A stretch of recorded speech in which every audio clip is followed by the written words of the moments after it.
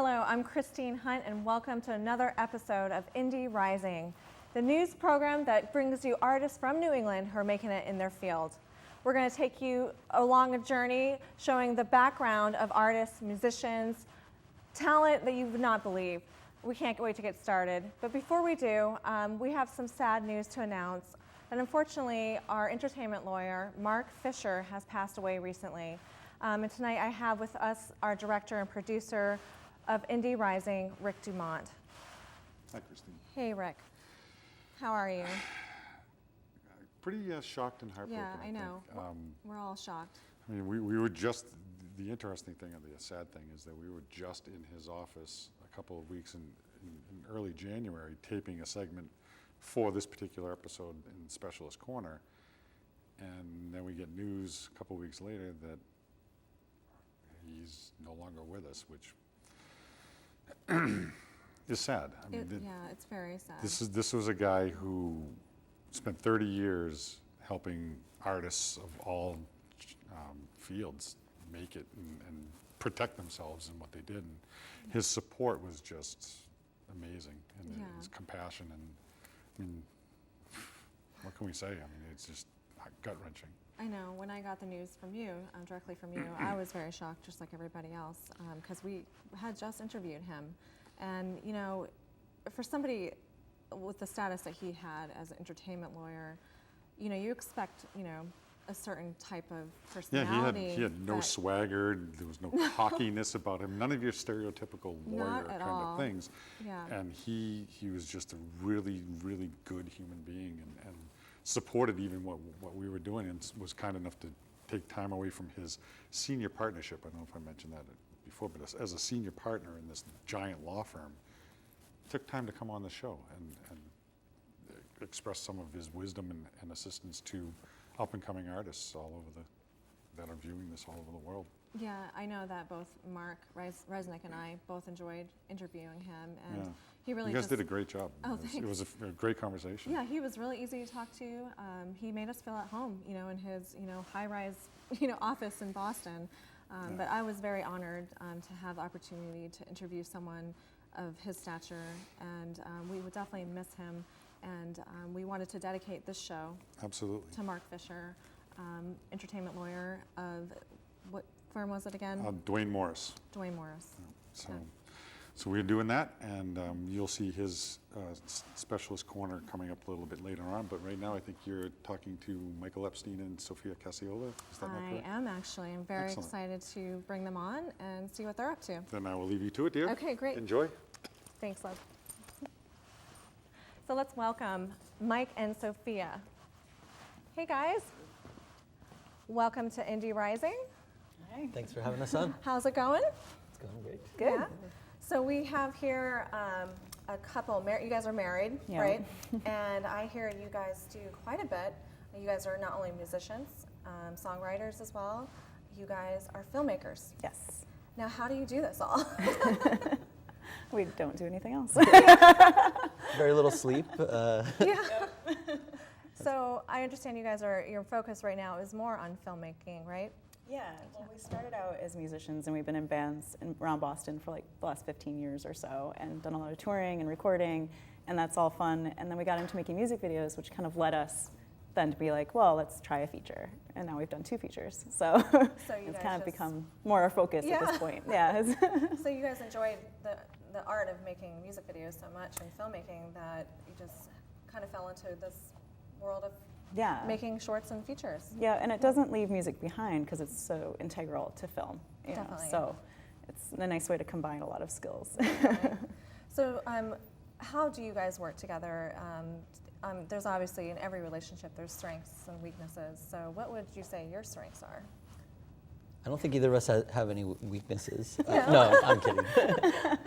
No, we complement each other quite well in the sense that we both like to work. We co-write, and so we sort of approach it. And I think, and Sophia can correct me if I'm misrepresenting her, but I think I tend to like to outline the bigger picture stuff, and she tends to look at more of the kind of finer details. And so we kind of work through things that way. We have discussions about the when we're starting up a project, we say, okay, what is the sort of big scheme of it? We have discussions about that, and then I sort of take the first stab at doing the kind of outline approach to it, and then you come in and Oh yeah, fill I in make the sure rest. there's tons of symbolism and everything wraps around and touches each other, and then I usually end up doing most of the pre-production and all the organization of the actors There's a lot and that people. goes into that. Yeah, it's an Sophia's insanely better huge at that job, the organization of it. And then Mike ends up doing more of the editing side of it. Right, we'll but post a little more, bit. more of the But we post, both we work together. both do on- both. So Okay.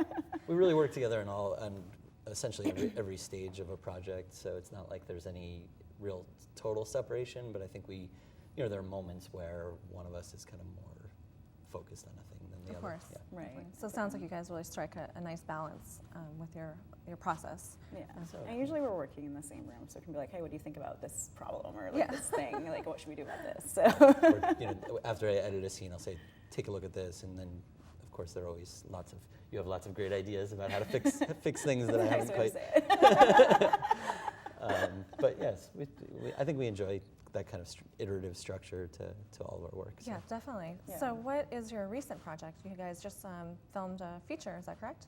Yeah, so Magnetic is just starting its festival run. It's about a woman who's an artist in New York City and kind of starts getting a bunch of rejections and starts failing at it, and so she decides to move back home. And she gets like a really weird, depressing job in a bunker beneath a sheep farm, and then things start to get very strange. And so she finds that she's caught in a time loop and is working through multiverses, and the end of the world happens. And so, but it's really about like the choices that you make as a person and what, if you're going to pursue art or science. And Okay.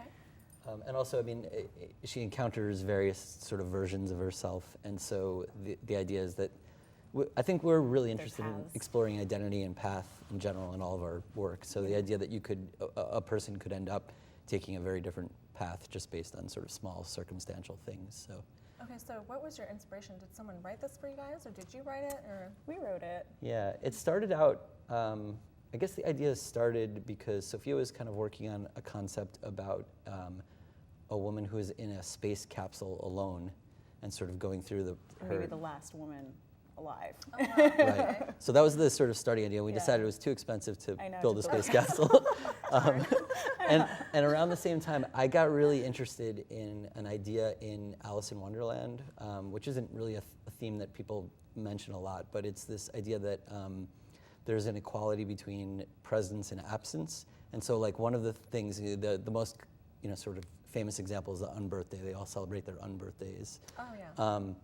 And there's actually quite a lot of dialogue in Alice in Wonderland about somebody says, oh, this thing doesn't exist, and they sort of spin it around in a way to say, non-existence is really just as valid a thing as existence is. Like at the tea party, I think the March Hare says, take some more tea to Alice, and she says, I can't take more because I haven't had any yet. And then he says, well, you could hardly take less then, because you haven't taken any yet. So this idea sort of started working around in my head. Nothing is something. That nothing is something, and the idea that absence is something. And so we wanted to make a movie that explored why we kind of view our existence and our lives and our thoughts as meaningful, and then sort of the absence or non-existence is like this strange thing that we can't get our heads around. So. Well, it sounds really interesting. So where do you guys see yourselves going with this? I mean, you said in the film festival process is going on. Mm-hmm. Are you guys on your next project, or? Yeah, we're just starting pre-production on a project that we've decided to kind of work on something just the two of us and see what we can do with that. So we'll both be in it and Oh, wow. and directing each other. That And is shooting it really as And well. shooting interesting. it, yeah. So it could be a bad idea. We'll But find again, kind of sci-fi, like a family that's been split and then they're in different dimensions trying to communicate with each other. It's Okay.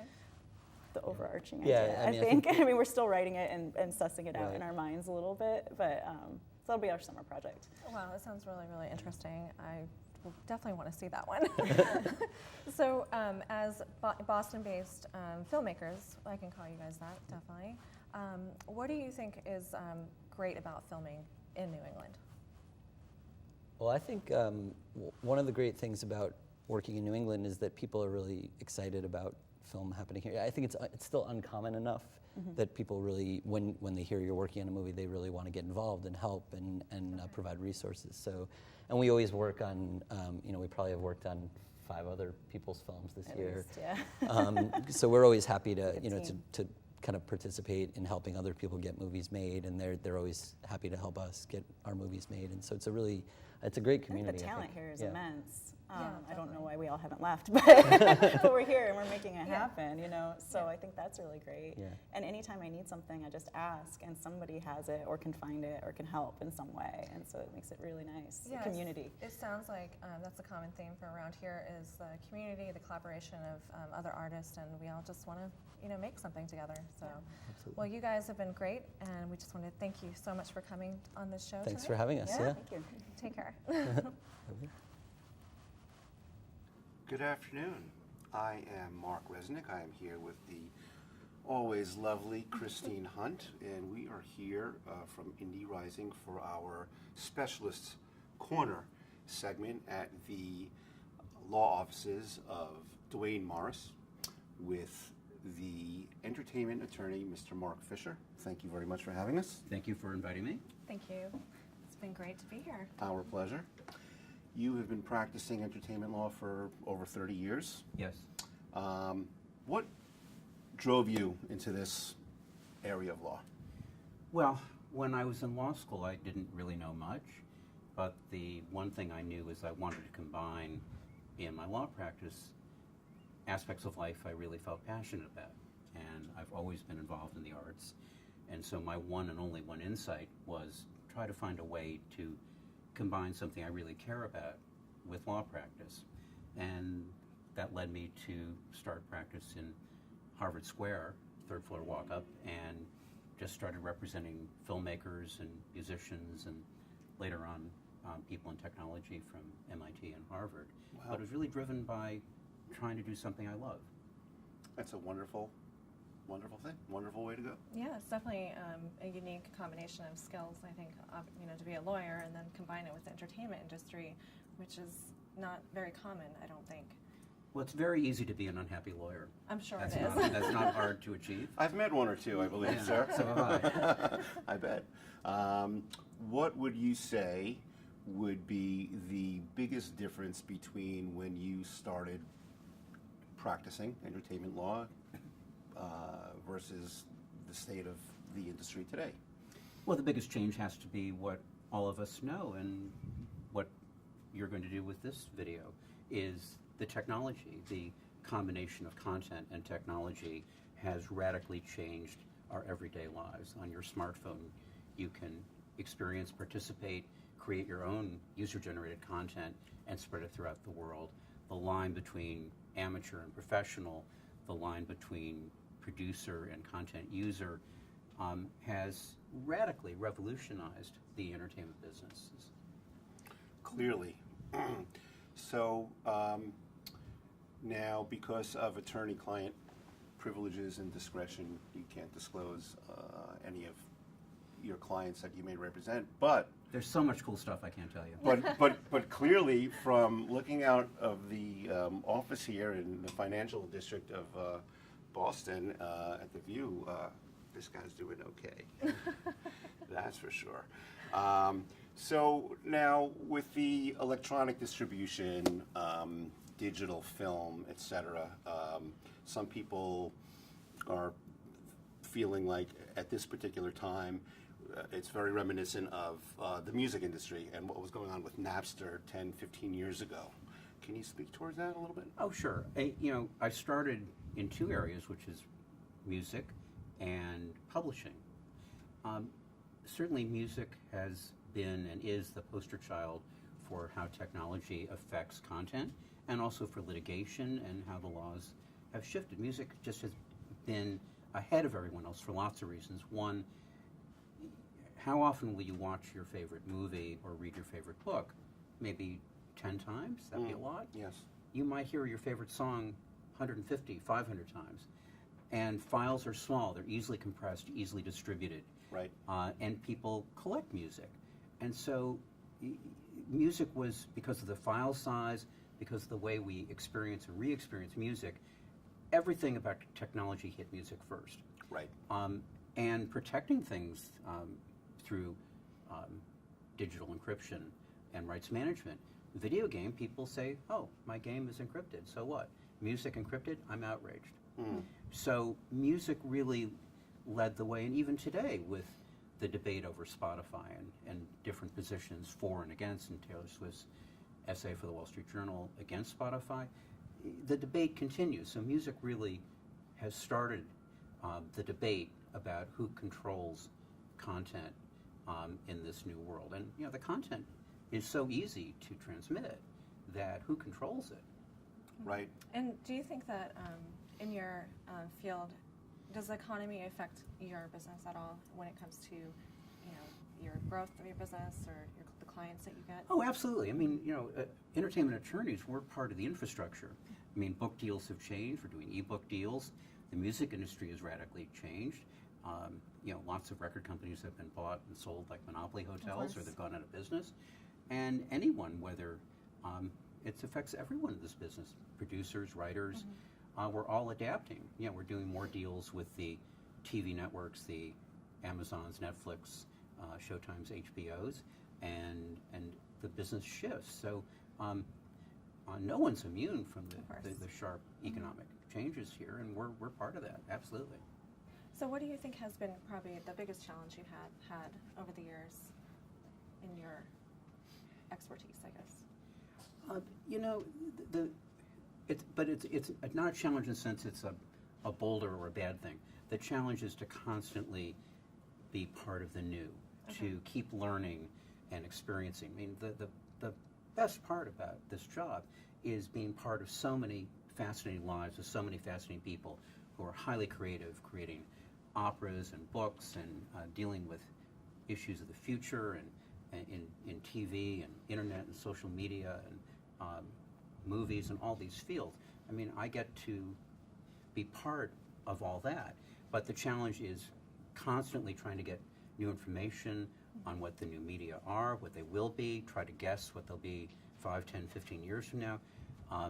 You read a lot. You have to know what's happening, and so the challenge is to constantly be part of the new, because we recently got a deal for a 22-year-old musician in California.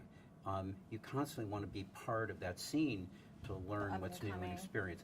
But it's not a challenge in the sense of this is a horrible thing. It's a challenge to constantly be part of what's new and exciting and creative. Right. So I guess that's important in any industry or any business, is to evolve and adapt. More than ever. Yeah. Right, absolutely. So as a filmmaker and an actor, and Christine's a filmmaker and actress, what would you say would be, outside of retaining an attorney, to protect ourselves, what would you say are some of the most important bullet points that we need to, when we go into a production for an independent, say a short film, what should we know? Well, it's a really great question. I think things have changed dramatically for a lot of reasons, including the fact that there's just so much content out there. It used to be, it was fairly hard and expensive to create a film. You'd have to, maybe shoot Super 8 or 16 millimeter or even 35, and there were only a handful of distributors, and everything was expensive. Recording an album used to be, you'd go to a studio, you might spend $150,000 recording the album. This was an expensive medium, and now the price of entry has dropped. I mean, you have technology here that was unavailable 15 years ago. Right. So in that scene, the most stark question is, what do you do for impact and reputation, and what do you do for money? Right. And it used to be, well, of course I'm doing it for money. Now, what is your goal? And for all entertainers, except for people, the 1%ers, what is your goal as an actor or writer or model or musician? Is your goal to build a kind of bulletproof career where you can always get enough projects going, Right. and that volume may be enough, and maybe you have a day gig, and maybe you're making up as you go along, because the economic structure makes all sorts of exciting things possible, but trying to make enough money Right. from those projects for individual creators is much more of a challenge It is than ever definitely a before. challenge. So one may decide that impact and having a great time and being creative is enough of a reward. That there are all sorts of downsides of that. Principally, that you go back in history, if Led Zeppelin or the Beatles could not have been supported by a record company, and they had to work as waiters or lawyers or hairdressers, because Ringo Starr famously said, if the Beatles hadn't made it, he would be a hairdresser. Right. Wow. What would we have lost in terms of popular culture? So the system, while there's more content than ever, Sure. would we have the shared culture of this fantastic content that we had in the 60s, 70s, 80s, and 90s? Are we going to get that in the future? Because the economic base to support individual creators of any kind, actors, models, musicians, comedians, that we had before. And I think we have more than ever, but in some ways we have less than ever. Right. It is really a challenge as an independent artist, definitely to have the financial reward up front. But I think Mark can agree with me that we're fueled by the passion that we have and the joy of it, and the inspiration we find in working with other people that are doing it for the same reasons. Absolutely, but when it comes down to creating, there's that debate now: are we going to now create something that is just a wonderful piece of art that we're passionate about, that will connect with people, or do we really want something that's has some commercial viability? I think there's a fine balance for sure. It is a fine balance, Yeah. but one unfortunately might compromise the other. So I find that somewhat of a challenge. Well, and the debate continues. I know I was on a panel at a university a couple months ago in which people were very happy that through open access there were several 100,000 books available for free over the internet. Right. But my point is, if those authors don't get paid, if people don't read it, what's the point? And all sorts of authors have worked day gigs. I mean, T.S. Eliot worked in a bank. Sure. Wallace Stevens worked for an insurance company. Charles Ives did as well. If you have to work in a day job that saps your creative energy, will they get rewarded appropriately? But more importantly, it's about us being rewarded as people who love the arts. Right, but now we look at the music industry and the file sharing and the Napsters and this and that, and Taylor Swift, publishing a statement. Taylor Swift isn't hurting. I mean, to my eye, and the artists today seem to be thriving as well as anybody ever did, and even the older established artists with the back catalogs still seem to be. Well, I have a somewhat different perspective. The number of artists who are in Jamaica Plain or Somerville or Williamsburg or Nashville who are starving and not succeeding. And what Taylor Swift is saying is that an artist should have the right to control where his or her or its work appears. I think that's great. Sure. She, right now artists have lost control, and if she doesn't want her music on Spotify, she should have that right. Right. Spotify and other services act almost as if they're a public utility, Right. and that they have a inherent right to use other people's music without permission. So I think one of the things an artist should have is the right to control when and where work appears. So I think that's great that she's taking a somewhat contrary position. You're right, she's the one percenter. She can have pretty much Right. what she wants, but Spotify's position is you have to be with Spotify. So I think artists should certainly, if nothing else, if they can't make money, they should at least have control over where their work appears, Right. how they're attributed, and have that expression. So I think her different view is great. Right. I think it's hard as an entertainer to be recognized as a professional sometimes. So I think. Do you think that has changed over the years from where you started in your career to now? Has entertainers received more respect, I guess, for their profession? I think actually maybe a little less. Okay. I have some legacy clients who've been in the music industry for a long time. Some of them tour on their own or with just one person. And at the end of the gig, they're at the merch table selling their own merch. Oh, wow. And I see that and I kind of go, God, that's kind of sad. The mystique, It is sad. the mystique is gone. At the same time, the artists are more approachable. And, you can go to a show and meet someone who you really love and idolize. At the same time, you go, gee, I wish it weren't that easy. I mean, you know, you're going back to the, you know, the Motel 6 afterwards. Oh no. And you know, and that the sort of the fame, mystique of the artist, kind of elevating the artist, is lost. At the same time, social media and the whole change in the music industry means that you can almost meet any artist you want, you know, before or after the show. Sure. And it's a much more casual, interactive experience. So, you know, things are changing. A lot of the changes are fantastic. Some of the changes you kind of go, gee, that might not be the best thing we've ever done. Right. Kind of taking away tradition and But changing again, for the new. yeah. But the accessibility. I mean, YouTube is fantastic in that you can, you know, it's really everybody's jukebox. If someone says, "Do you know this cool artist?" they'll send you a link to YouTube, or you'll look it up on YouTube. That's an amazing development. Oh, absolutely. For all of For us. me, I grew up a huge fan of classic rock and roll. And, you know, in the 1970s, to hear a live recording of your famous, you know, of a famous band, you would need to buy a bootleg album. Now, it's you could just, you punch in an artist, and there are just dozens and dozens and dozens of And all these concerts that you live couldn't shows. possibly go Oh, to. absolutely. Sure. It's an incredible thing. Well, Mark, we could spend hours talking. There's just such a wealth of information coming out of you. I hope that we have, I believe that we've offered some valuable information to our audience. Perhaps we could revisit in sometime, you know, in 6 months or a year and touch on some other topics. Yeah, and I actually have one more question. Of course, and we'll sure. wrap it up if you don't mind briefly answering where you find your inspiration and, you know, just what keeps you going for our viewers out there. Well, to repeat a little bit, it really comes from the energy of the clients, Client.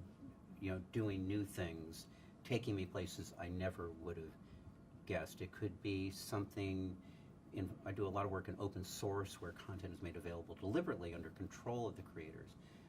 But people have a new idea for entertainment involving robotics or artificial intelligence or synthetic biology, and interposing even in what we think of as content. And there's so much happening that's just so exciting. And so the inspiration comes really from being part of these new worlds, and that's just pretty exciting. Great. Well, thank you so much for having us. Well, It's good. been really entertaining, actually. Well, I can't wait for our sequel in 6 to 12 months. Excellent. Great. Thank you very Thank much, you so Mr. much, Fischer. Mark. Thank you. Thank you.